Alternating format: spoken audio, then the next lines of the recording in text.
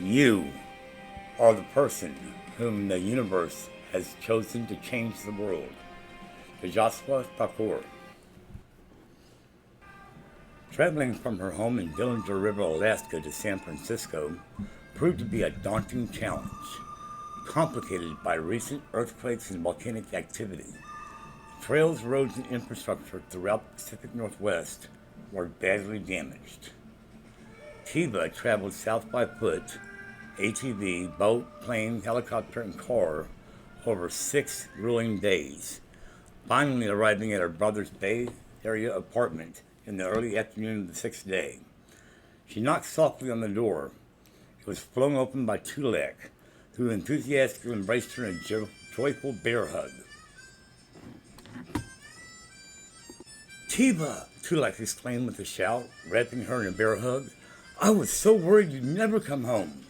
He grabbed her backpack and ushered her inside. "You must be exhausted. We'll put your things in the office." The couch pulls out into a bed.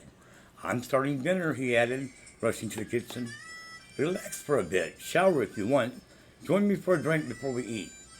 Moments later, he returned with fresh linens and towels. His voice cracked. I missed you, sis. I love you." Tiva placed a hand on his shoulder. "Tulek, I'm sorry for the way I left. I missed you too. Just give me a few minutes to freshen up. We'll talk soon, okay?" She hugged him tightly. 30 minutes later, Tiva joined Tulek in the kitchen. He laid out a tray of hors d'oeuvres and chilled bottle of vintage California wine. She poured herself a glass, took in the tray, and began. Suddenly, the ground trembled. The tray rattled. Wine sloshed over the rim of the glass. "That's the third tremor this week," Tulek exclaimed. "It's getting worse. I've never seen anything like this." "Tulek, we need to talk. Something is wrong. The increased volcanic activity, the earthquakes. The last earthquake opened a gorge on my land 2 feet wide and 50 feet long, with magma flowing at the bottom." She locked eyes with him. "I came back to warn the world. Tomorrow I'm meeting with my colleagues at Green Seas, hoping they can help."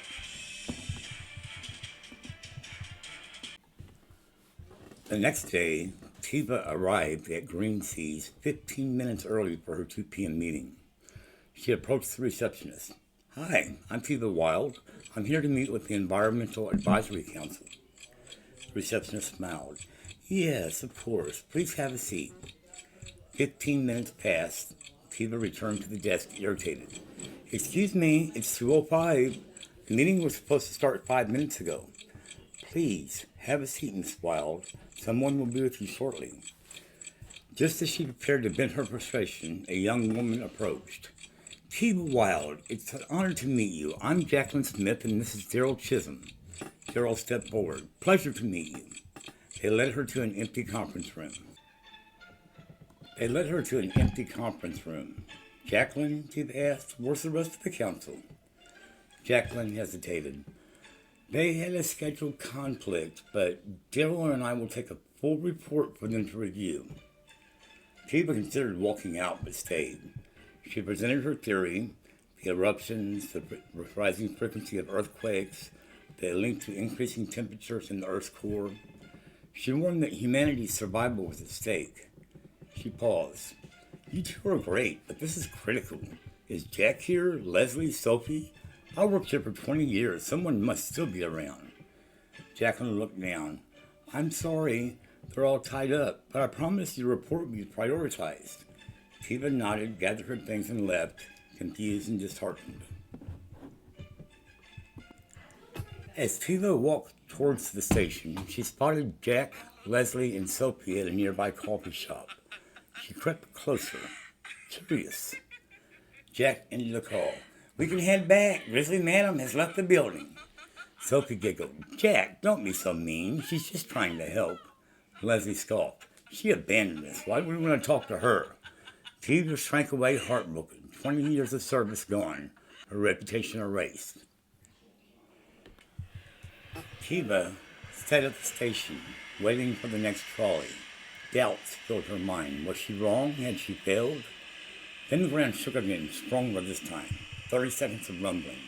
And just like that, her resolve returned. She was chosen. She would help humanity face what's coming.